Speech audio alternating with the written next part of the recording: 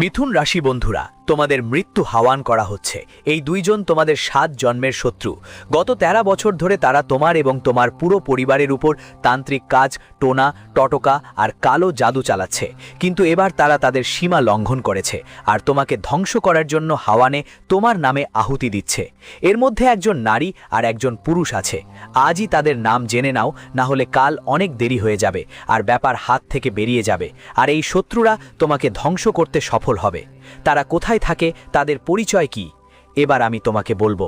তোমাকে খুব বুদ্ধিমত্তার সঙ্গে এবং অনেকজনকে সতর্কভাবে তোমার পরবর্তী পদক্ষেপ নিতে হবে, না হলে এই শত্রু তোমার জীবনকে নরকের চেয়েও খারাপ করে দেবে এবং তোমার জীবনে বড় বড় বিপদ এসে পড়বে। কারণ এই দুইজন তাদের তন্ত্র মন্ত্র, তাদের কালো জাদু দিয়ে প্রথমে তোমার মস্তিষ্কে আঘাত করবে, তোমার চিন্তা করার ক্ষমতা পুরোপুরি শেষ করে দেবে, ধীরে ধীরে তোমাকে রাগী করে তুলবে, তোমার খুব বেশি ক্রোধ আসতে থাকবে আর তারপর এটা তোমার স্বাস্থ্যের উপর প্রভাব ফেলবে। ধীরে ধীরে এটা তোমার পরিবারে প্রভাব ফেলবে, তোমার বাচ্চাদের উপর, তোমার বাড়ির উপর, সব জায়গায় তোমরা এই আত্মঘাতীর প্রভাব দেখতে পাবে। এইটা তোমাকে আর তোমার পুরো পরিবারকে মাটিতে মিশিয়ে দিতে চায়। বন্ধুদের, এই শত্রু তোমার বিরোধে আগুনের মতো ঝাঝালো হয়ে উঠেছে। আর বন্ধুদের, আজ রাত 11টা থেকে তোমাদের উপর বড় বড় সমস্যা আর বিপদ আসতে শুরু করবে। তাই বন্ধুদের, আজকের এই ভিডিওটা মনোযোগ দিয়ে দেখা খুব জরুরি তোমাদের জন্য, কারণ এই ভিডিও তোমার আর তোমার পরিবারের পুরো ছবি বদলে দেবে। সাথীরা, এই দুইজন শত্রু তোমাদের সুখ, তোমাদের উন্নতি আর তোমাদের পরিবারের শান্তি ধ্বংস করার পুরো প্রস্তুতি নিয়েছে।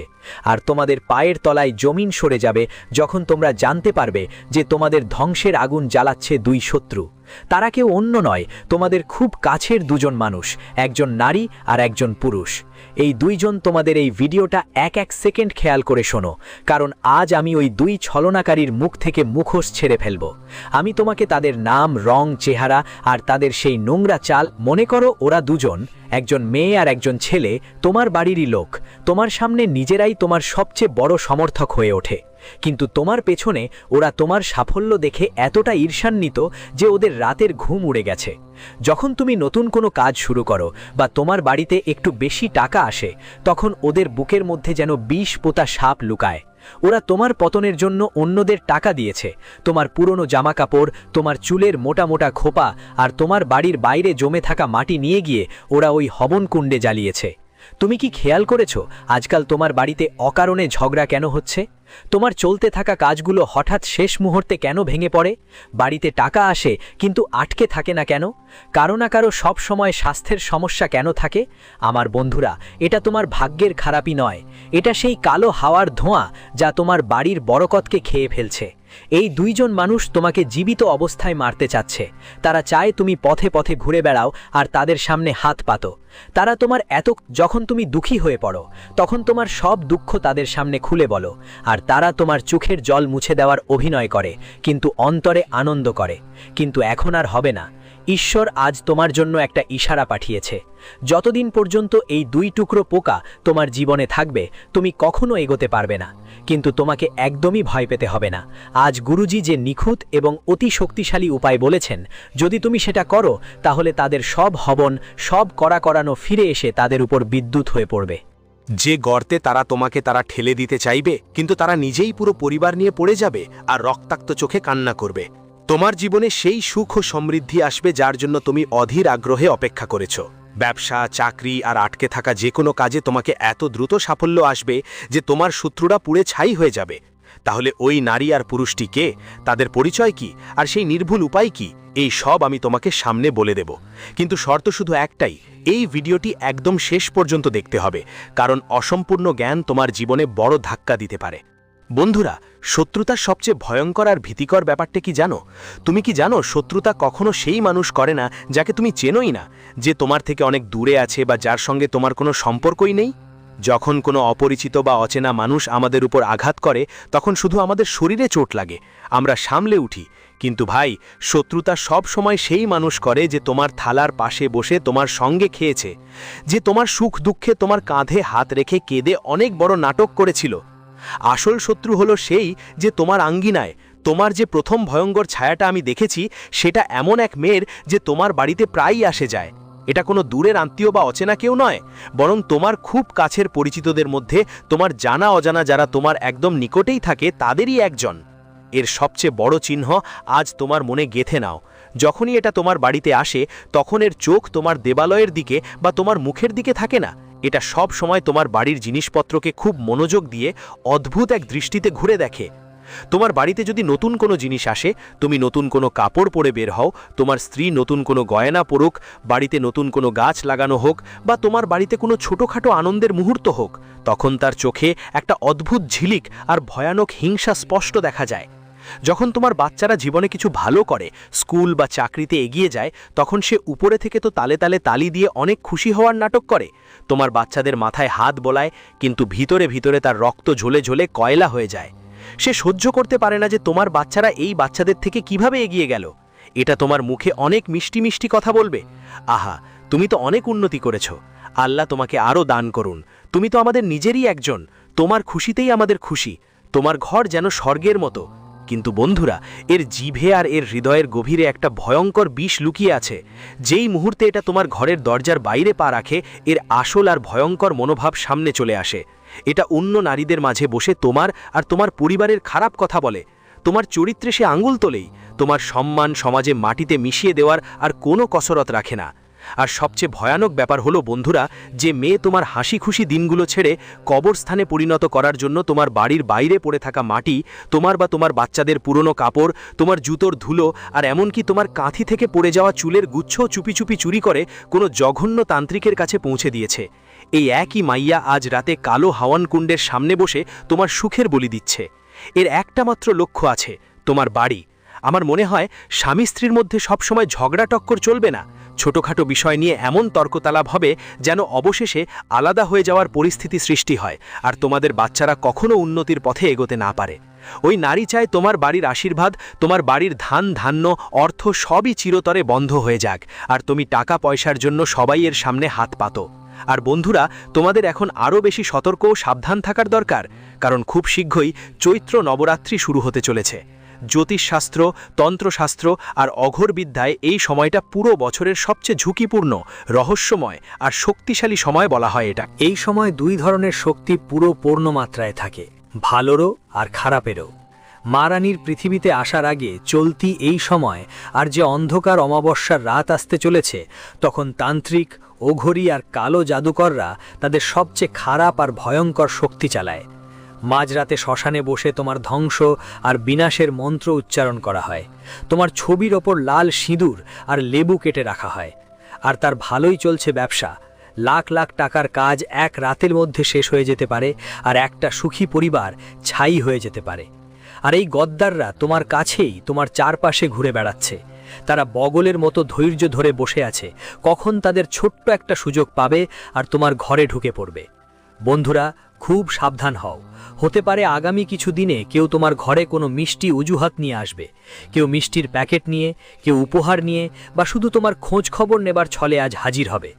তারা তোমার ঘরের সোফায় একদম তারা তোমার কাছে বসবে, একেবারে ঘরোয়াভাবেই তোমার সঙ্গে মিষ্টি মিষ্টি কথা বলবে, তোমার হাতের বানানো চা পাবে, আর তোমার নজর পলালেই তোমার একটু বদলানো মুখ দেখেই পানি গ্লাস নিয়ে রান্নাঘরে যাবে। তারপর তোমার সোফার নিচে, কুশনের পেছনে বা তোমার বাড়ির কোনো অন্ধকার কোণায় এমন এক ভয়ঙ্কর তান্ত্রিক জিনিস লুকিয়ে রাখবে, যেমন সিঁদুর লাগানো লবঙ্গ, শ্মশানের ছাই, কোনো জং ধরে যাওয়া পেরেক, কালো, হলুদ, প্যাচের পাখা অথবা কালো সুতোয় বাঁধা কোনো আতঙ্কজনক জিনিস। আর তোমার কিছুই খবর পাবে না, কারণ তুমি সরল এবং খোলাখুলি মনের মানুষ, আর ভাববে ওরা তো নিজেরাই তো এত ভালোবাসা নিয়ে আসছিল, তারা আপন ভাব দেখাচ্ছে, কিন্তু আসলে তারা তোমার ঘরে মৃত্যু, রোগ, কষ্ট আর ধ্বংসের বীজ বুনে চলে যাবে। তাই বন্ধুরা, যদি এমন কেউ আসে যাকে নিয়ে তোমার একটু সন্দেহ হয়, বা যে হঠাৎ করে খুব মিষ্টি হয়ে গেছে, যিনি অনেক বছর ধরে আসেননি আর এখন তোমার বাড়িতে তোমাকে না বলেই চলে আসে, তাহলে তোমার চোখ গিদ্দির মতো তীক্ষ্ণ রাখো। ওকে এক মুহূর্তের জন্য একলা চলে যেতে দিও না। ওকে বাড়ির ঘরগুলোতে, বিশেষ করে তোমার শোবার ঘর বা রান্নাঘরে যেতেও দিও না। আর যদি সে কিছু খাবার দাবার নিয়ে আসে, তাহলে সেটা তোমার বাচ্চাদের কাছে দেবার কথা ভেবেও না, কারণ এই সময় খাওয়ানো দেবার মতো তান্ত্রিক কাজগুলো রক্তে মিশে খুব দ্রুত প্রভাব ফেলে এবং মানুষের বুদ্ধি পুরোপুরি নষ্ট করে দেয়। কিন্তু বন্ধুরা, একটা কষ্টদায়ক সত্য এই যে শত্রুর আক্রমণ তখনই সফল হয় যখন তোমার নিজের ঘরের ভিতরে নেতিবাচক শক্তি বাস করে। তান্ত্রিক কাজ আর কালো জাদু সেই সব ঘরে খুব দ্রুত কাজ করে যেখানে আগেই গন্ধ আর দারিদ্র্যের ছোপ পড়ে থাকে। ময়লা আর কুদৃষ্টি এই খারাপ শক্তিগুলোর খাবার। এই কালো শক্তিগুলো ঠিক সেই ঘরে প্রবেশ করে যেই দরজা তুমি নিজের ভুলগুলোয় খুলে দিয়েছ। তাই নবরাত্রি শুরু হওয়ার আগেই আর এই তান্ত্রিক হবনের প্রভাব চিরতরে শেষ করতে আজই তোমার বাড়ি থেকে কিছু জিনিস চিরতরে ফেলে দিতে হবে। যদি এই জিনিসগুলো তোমার ঘরে থাকে, বুঝে নাও তুমি নিজের হাতেই শত্রুকে তোমার বাড়ির দরজা খুলে দিয়ে বসেছ। আর তারপর আর কোনো উপায় কাজ করবে না। প্রথমেই বন্ধ ঘড়ি আর খারাপ কয়েন। বন্ধ ঘড়ি শুধুই দেয়ালে টাঙানো একটা যন্ত্র নয়, এটা তোমার আটকে থাকা ভাগ্য, তোমার থেমে থাকা উন্নতি, খারাপ সময় টেনে আনে। শত্রুর পাঠানো নেতিবাচক শক্তি প্রথমেই সেই বন্ধ ঘড়ির কাছে এসে জমা হয়, কারণ যেখানে সময় থেমে যায় সেখানে ধ্বংস শুরু হয়। ওটাকে তাড়াতাড়ি ফেলে দাও বা ঠিক করাও। দ্বিতীয় জিনিস, ভাঙা কাঁচ বা চিরা মিরার। ভাঙা কাঁচ শুধু মুখের মতো দেখতে খারাপ দেখায় না, এটা ঘরের সম্পর্কগুলোও নষ্ট করে দেয়। এটা ঘরে ভয়ানক কলহ আর দারিদ্রতা নিয়ে আসে। তৃতীয় জিনিস, পুরনো ছেঁড়া বা এমন কাপড় আর জুতো চপ্পল যেগুলো তুমি বছর ধরে পরছো না, বিশেষ করে কালো রঙের কাপড়গুলো যেগুলো তুমি বাক্সে ঠাসা করে রেখেছো। তোমার ঘামের ছোঁয়া লেগে থাকা এই কাপড়গুলোই নেতিবাচক শক্তির সবচেয়ে বড় আস্তানা। তান্ত্রিকরা এই কাপড়গুলোর দিকে নজর রেখে তোমার উপর কালো জাদু করে। চতুর্থ জিনিস হলো বাড়ির মন্দিরে বা দেবতার ছবির সামনে রাখা অনেক দিন পুরনো শুকিয়ে যাওয়া ফুল, যা বাড়ির সব ইতিবাচকতা শোষণ করে আর দেবতাদের করোনা আটকে দেয়। ফুল যদি তাজা থাকে তাহলে ভালো গন্ধ ছড়ায়, আর শুকিয়ে গেলে বাড়িতে হতাশা আসে। আর পঞ্চম জিনিস হলো বাড়ির প্রধান দরজায় বা ছাদে রাখা জং ধরে যাওয়া লোহা বা জঞ্জাল। এটা সরাসরি রাহুর প্রতীক। যতক্ষণ এই জঞ্জাল তোমার বাড়িতে থাকবে তোমার উন্নতি হবে না, সব সময় বাধা দেবে, টাকা কামানোর সব পথ বন্ধ হয়ে যাবে, অসুস্থতা বাড়বে আর শত্রুর প্রভাব তোমার ওপর দ্বিগুণ হয়ে যাবে। আজই কারো সঙ্গে কথা না বলে এসব জিনিস ঘর থেকে বের করে ফেলে দাও। ঘরের প্রতিটা কোণার জাল পরিষ্কার করে ফেলো, কারণ ওই জাল রাহু কেতুকে শক্তিশালী করে আর তোমার বাচ্চাদের বুদ্ধি পুরোপুরি আটকে দেয়। বন্ধু, আমি জানি তোমার মন আজ রক্ত ঝরা চোখের জল দিয়ে ভরে আছে। এটা জেনে যে তোমার নিজের লোকেরা তোমাকে এত বড় ধোঁকা দিয়েছে, তোমার রাতের ঘুম হারাম হয়ে গেছে। তুমি ভাবছো আমরা তো কখনো কারো খারাপ কিছু করিনি, নিজের পেট কেটে দিয়েও আমরা সবসময় মানুষদের সাহায্য করেছি। যখন তাদের দরকার ছিল আমরা রাতের অর্ধেক সময় দাঁড়িয়ে থেকেছি। তাহলে ঈশ্বর আমাদের সঙ্গে এমনটা কেন ঘটতে দিচ্ছেন? বন্ধু, কারণ তুমি খুব সোজা। এই কলিযুগে সোজা গাছগুলো প্রথমেই কাটা হয়। যত বেশি ঝুঁকে পৃথিবী তত বেশি দমিয়ে রাখে। তোমার সত্যতা, তোমার সততা আর তোমার দিন রাতের পরিশ্রমের আয় দেখে তাদের চোখ থেকে রক্ত ঝরতে শুরু করে। কিন্তু এখন তোমাকে এই বিশ্বাসঘাতকদের সামনে কাঁদতে হবে না, ভিক্ষা করতে হবে না। এখন সময় এসেছে নিজের পরিবারকে রক্ষা করার জন্য লড়াই করা, নিজের নিরাপত্তা নিজেই নিশ্চিত করা। আর বন্ধুরা, এবার আমরা সেই অন্য এক বিশ্বাসঘাতকের দিকে এগোচ্ছি যাকে জানলে তোমরা চমকে যাবে। সেই মানুষটি যিনি তোমাদের কাজকর্ম, তোমাদের চাকরি আর তোমাদের সফলতার সবচেয়ে বড় শত্রু। বন্ধুরা, যেই নামটা ওই পরিচয় বেরিয়ে এসেছে সে এমন একজন যাকে তুমি তোমার খুব ভালো শুভাচিন্ত, তোমার পথপ্রদর্শক আর তোমার আত্মীয় ভাই মনে করো। এই সেই মানুষ যাকে তুমি নতুন কোনো কাজ শুরু করার আগে প্রায়ই পরামর্শ দাও, যার কাছে তুমি তোমার ভবিষ্যৎ পরিকল্পনা ভরসার সঙ্গে শেয়ার করো। তুমি হয়তো কখনো অনুভূতিতে ভাসে ভাসে, খুশিতে মত্ত হয়ে চা খেতে খেতে বা একসাথে বসে এই জীবনটাকে তোমার সব রাজ্য বলে দিয়েছো। তুমি তোমার খুশি ভাগাভাগি করতে বলেছো, আমি নতুন গাছ লাগাতে যাচ্ছি, আমি একটা প্লট বা জমি কিনতে যাচ্ছি, বা আমি আমার ব্যবসা বাড়ানোর কথা ভাবছি, বাচ্চাদের কোথাও ভালো ভর্তি করানোর চিন্তা করছি। আমার ভাই, এসবই তোমার সবচেয়ে বড় আর সবচেয়ে ভয়ঙ্কর ভুল প্রমাণিত হয়েছে। এই মানুষটা তোমার সব গোপন কথা শুনে তোমার স্বপ্নগুলো ধ্বংস করার জন্য তোমার কাজ ধামারে এমন একটা ভয়ানক আর নিষ্ঠুর তান্ত্রিক কাজ করিয়ে দিয়েছে যে এখন তোমার কোনো কাজ সোজা পথে আসা তো দূরের কথা, তোমার নিজেরই তো অনুভব হয়েছে যে হঠাৎ করেই তোমার ভালো চলা ব্যবসা থেমে গেছে। যেই গ্রাহকরা আগে তোমার কাছে আসতো তারা হঠাৎ করে আসা বন্ধ করে দিয়েছে, বা চাকরিতে কোনো কারণ ছাড়াই সমস্যা শুরু হয়েছে। বস কিংবা সহকর্মীদের সঙ্গে অকারণে ঝগড়া চলছে, মনে হয় সবাই তোমার বিরুদ্ধে হয়ে গেছে। তোমার কথা কেউ শুনতে চায় না, টাকা হাতেও আসে কিন্তু পানির মতো বয়ে যায়, জমে থাকে না। কাল পর্যন্ত যে টাকা বাড়ি বানাতে লাগতো সেটা হঠাৎ করে অসুস্থতা আর হাসপাতালে চলে যাচ্ছে, গাছির অ্যাক্সিডেন্টে আর কোর্টের ঝামেলায় খরচ হতে লাগলো। এটা সব কিসমতের খেলা না আমার ভাই, এটা সব এই মানুষের কারবার। বাইরের থেকে তো তোমার বন্ধু বা কাছের লোকের ভান করে অনেক বড় নাটক। দরকার পড়লে তোমাকে 100-150 টাকা সাহায্যও করে দেবে, যাতে তুমি তার ঋণে আটকে থাকো আর জীবনভর তার খেদমত করতে থাকো। কিন্তু ভিতরে ভিতরে সে চায় তুমি সব সময় তার উপর নির্ভরশীল থাকো। তুমি জীবনভর তার সামনে হাত পাততে থাকো আর কখনো তার থেকে এগোতে পারো না। বন্ধু, যদি তুমি আমার কথা বুঝতে পারো একটু হলেও, বিশ্বাস নিত, আজ রাতে একা বসে নিজের জীবনের দিকে একটু নজর দাও। আমি যে লক্ষণগুলো বলছি সেগুলো তোমার সঙ্গে গত কয়েক মাসে ঘটছে কিনা দেখো।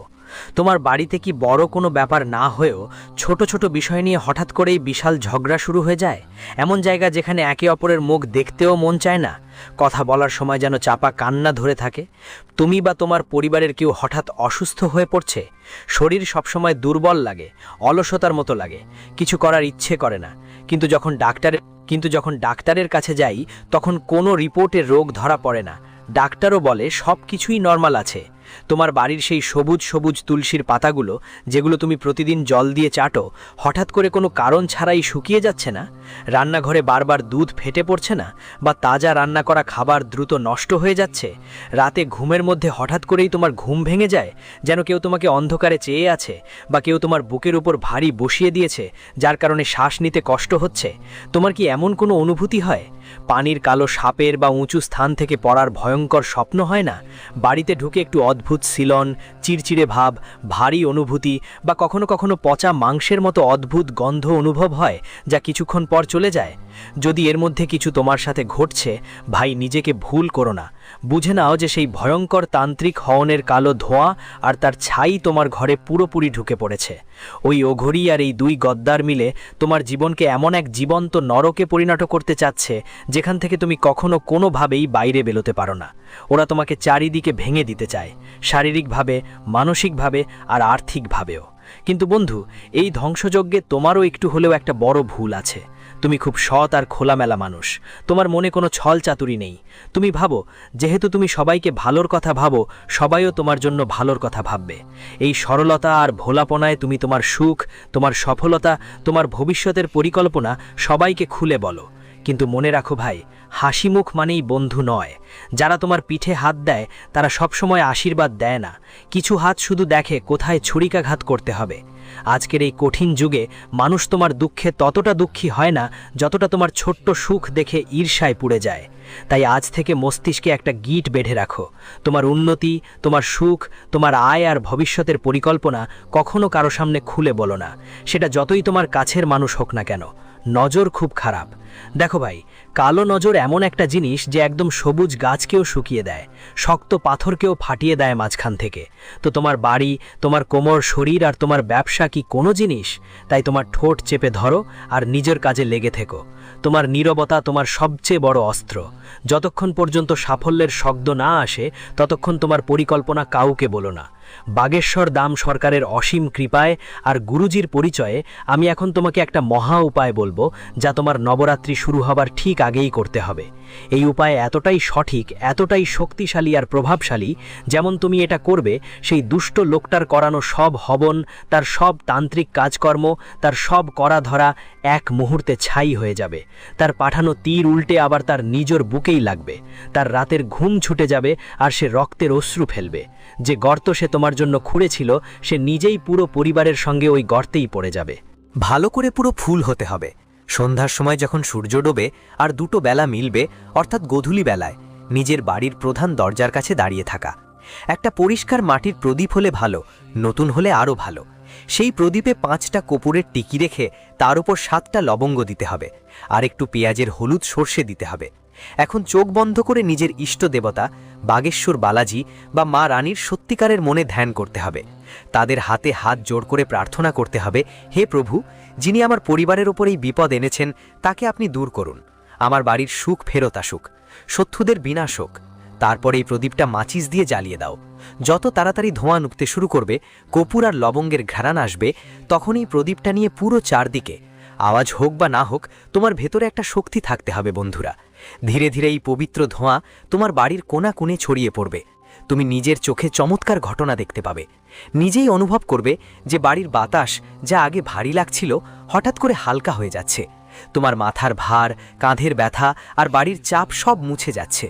যে নেতিবাচক শক্তি, যে কালো নজর ওই নারী আর পুরুষ তোমার বাড়িতে রেখে গিয়েছিল, তা হলুদ সরিষার চটকানোর আওয়াজে চিৎকার করে তোমার বাড়ি থেকে পালিয়ে যাবে। আর শেষে বাড়ির পুরো চক্র শেষ করার পর সেই জ্বলন্ত হুয়ে দেওয়াকে নিজের বাড়ির প্রধান দরজার ঠিক বাইরে ডান পাশে মাটিতে রেখে দিতে হবে। জ্বলন্ত ওই প্রদীপ তোমার বাড়ির বাইরে এমন একটা আগুনের পাহারা দেবে, এমন একটা লক্ষণরেখা তৈরি করবে যে কেউ অঘরী, যে কোনো তান্ত্রিক বিদ্যা বা কোনো খারাপ নজর তোমার ঘরের দরজা পেরোতে পারবে না। বন্ধুরা, ডাঙ্কে কি মতো কাঁটা দিয়ে বলছি, পুরো বিশ্বাস নিয়ে বলছি, যেদিন তুমি এই উপায় করবে তোমার আটকে থাকা কাজগুলো এমনভাবে দ্রুত এগিয়ে যাবে যে সবাই অবাক হয়ে থাকবে। যেই কাজগুলো বছর বছর আটকে ছিল সেগুলো একদম ঝটপট সমাধান হয়ে যাবে। সেই দুই গদ্দার তোমার তো রক্তের চোখ ফোটানোর কসম ছিল, আর ওরা একটা টাকাও ছুঁয়ে দেখবে। তোমার জীবনে যে টাকা, যে মর্যাদা, যে সমাজের সম্মান, যে সুখ আসা বন্ধ হয়ে গিয়েছিল, সেটা 2026 সালের এই চৈত্র নবরাত্রির পর ছাপ্পার ফাটিয়ে তোমার ঘরে আসবে।